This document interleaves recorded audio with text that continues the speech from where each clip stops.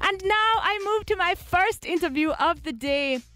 And I am getting ready to speak to someone who has really been just always a positive light in my life. The interactions that I've had with this young lady have always been uplifting and always left me moving a little better. I refer to Latonya Style, renowned dance instructor, CEO of Dance JA, choreographer, creative, radio, TV person. She does everything. She does all the things, and she's going to share her journey with us now. Welcome, welcome, welcome to The Edge, Latonya.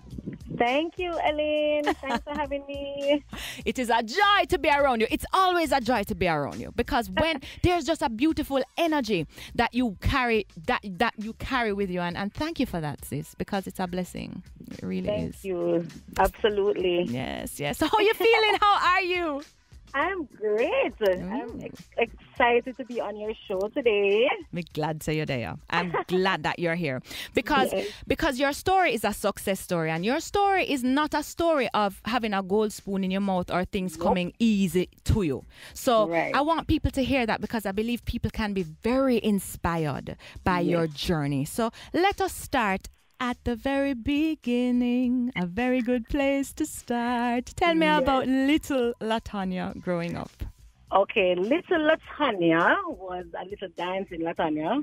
So, from I was out, I was just always moving, and I don't know, they called me Rudy. I don't know what the name was for, but I think there was a show that was going on, and there was a little girl that's in the show. The Cosby Show, yes. Rudy. Keisha Knight Pulliam, yes. Yes, I got that name. I don't know how come, but I wasn't rude. No, okay, come on now. Set the record straight. Yes, so I was just dancing from a tender age, and my mom saw my talent, and she just said, listen, I'm going to be sending her to every dance program there is possible.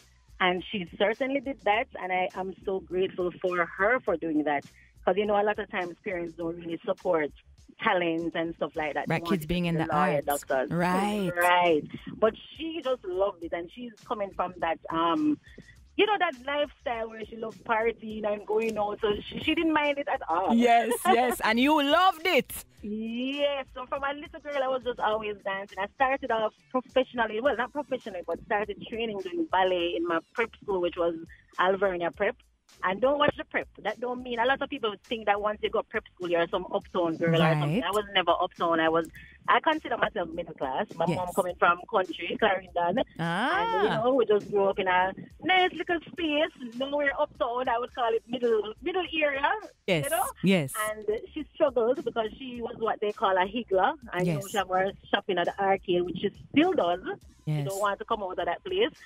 So we started off from stall to a little shop part now, which have a little store. So, you know, Christmas night sleeping in the arcade. Yes. And, you know, trying to make that bread. And she just always worked extra hard for me to be the best person, you know?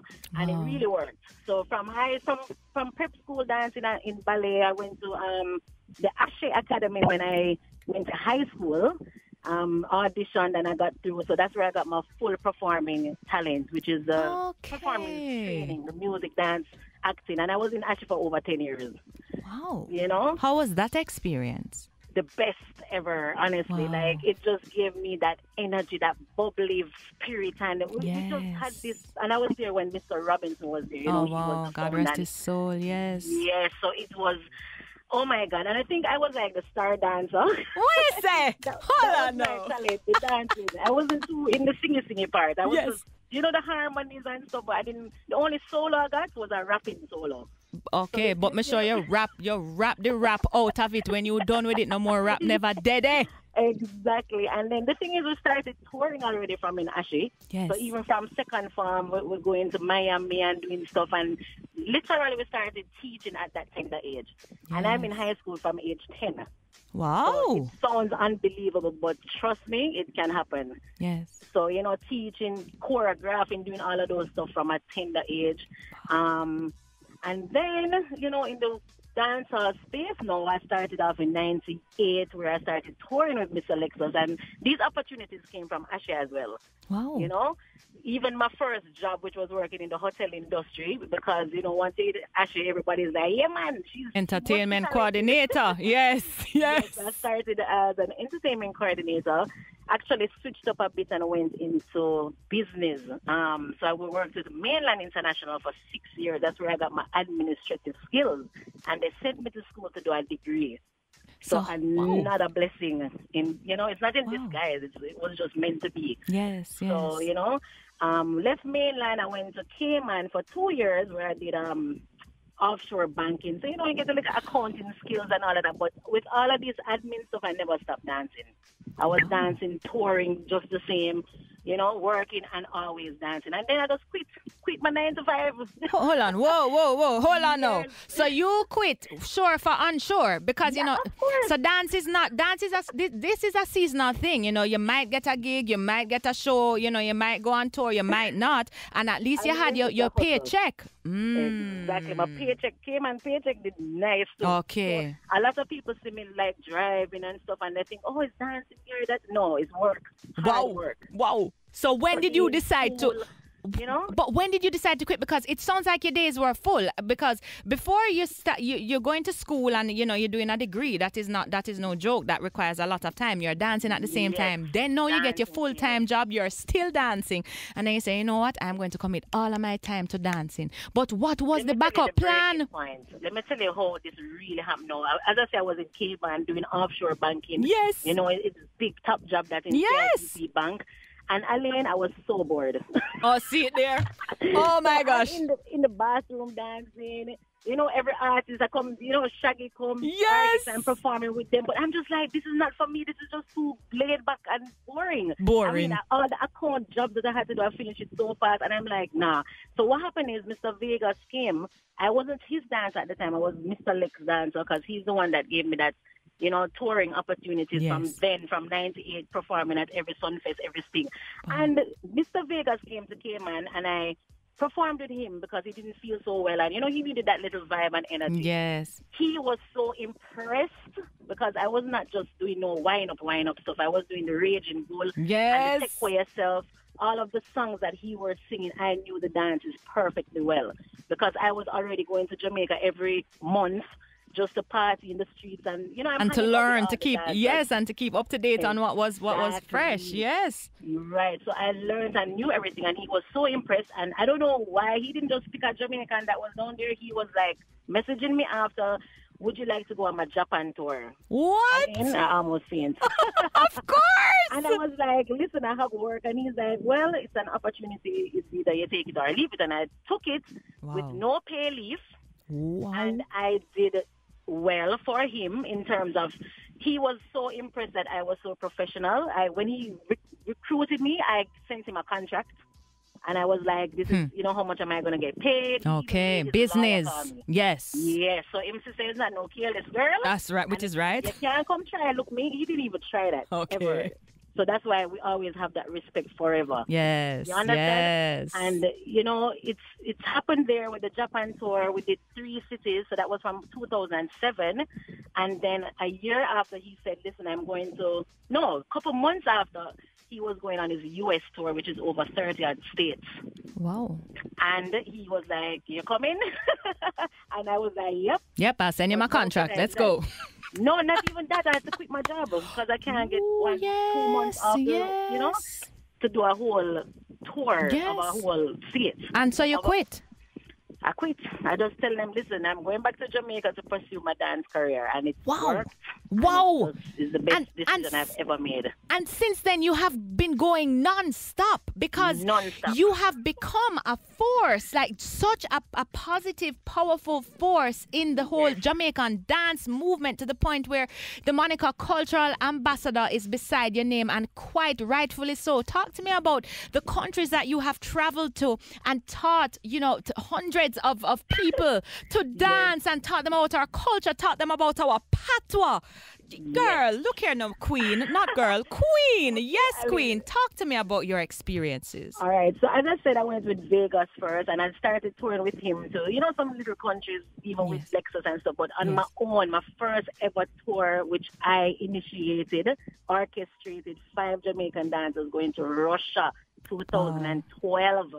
Alaine, that opened doors big time for us because I was also the first female dancer to go on a Europe tour to teach dancing, which is like months later from the Russia tour. Wow. And my first year of touring, I went to 7 countries, including Germany, Italy, Sweden.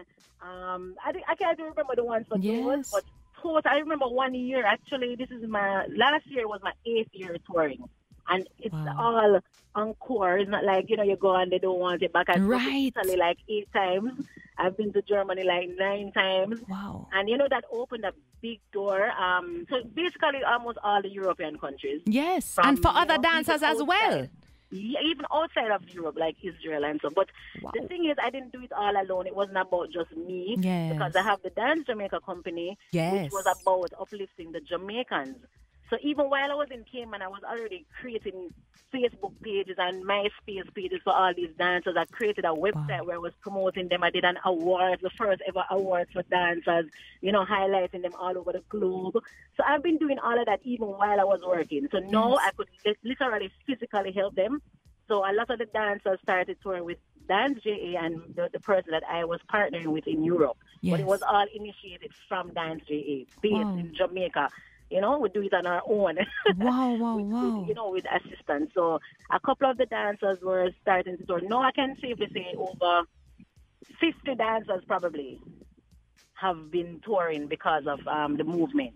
And because of this whole thing that we started. So tell me, Latonya, I mean, this is incredible and so inspiring because this is really building your empire from the ground up. Yes. From the ground up, and I know it hasn't always been easy because when we talk about going on tour, everyone that's listening, it's not necessarily the most wonderful experience. Sometimes you stay in some strange looking hotel rooms. Sometimes the food not taste too right. You just about for some little, even a nice piece of hard dough bread where would that taste nice compared to the kind of food that you get on the road. It's not an easy road. And the flights and the hours in the airport. Gosh. 10 hours in the airport. Exactly. I remember in Dubai, because they won't let us in their country. Like we're supposed to apply for the visa there and they wouldn't let us get through. Staying in the airport 10 hours. The flight to Australia, like I've been to Australia 5 times. Oh my goodness. The flight to Australia is 15 hours to Dubai, 15 hours to Australia. So that's like 30 hours. Wow. Nonstop. And it's a lot, and it's because you love this dance. You love our culture. You teach people how to speak patois. It's everything Jamaican. You developed your own moves, your stylish moves, and all of that. And you teach that to the world. You write books. You're a recording artist. You're an artist manager.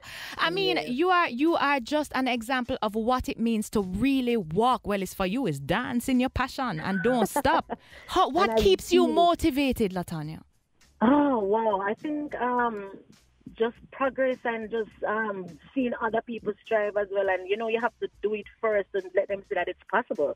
So the fact that I do it and then see so many other dancers out there, coming from nothing to flying planes every week, it makes you so proud and it makes you so motivated to keep conquering the world and, discovering new places, opening different doors.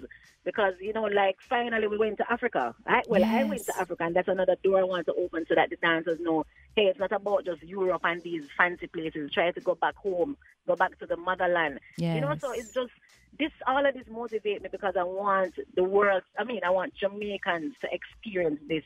And they're all doing it right now just because of, trial and errors and, just showing that it's possible. Because before they thought we live under a rock, Alaine, I swear the people were teaching our culture and going on like so we don't exist. Wow. So these people say we're selling out the culture, but I think that's wrong because if we don't go do it, the white people, them are the culture vultures are going to do it for us. Wow, talking about this is a very good point. How do you feel about Billboard leaving Beanie and Bounty off of the cover? Talking about that, since you bring that up, how do you feel about that? I mean, it's their choice to pick who they want. I don't know why they didn't pick them, but obviously some reason, I mean, that we don't know. But, you know, there's always some hidden reasons, especially because, like, Bounty bun out certain things and all of that. So I don't know what's the hidden reason, but I think it was a bit disrespectful in terms of the fact that we did so well, you know? So true. At least, even one little screenshot picture would have been cute. But there must be something behind it. And we have to just understand that it's their platform and they do what they want. We now need to have our own magazine company in Jamaica. Come on. Come on now. Pick up our own people. Yes, you know? Yes, and support each other. Support ourselves and, you know, absolutely. praise each other instead of worrying about people praising us or acknowledging us. That's good. That's good, Latonya. That's an excellent note to end our conversation on. Thank you for joining me. You are such an inspiration. Thank you, Alaine, and I hope to see you dancing. Girl, you know I need my class them. I need my class. Mr. Latonya said, come Alaine, you're a little bit stiff. Come, we have to work it out. We have to work it out.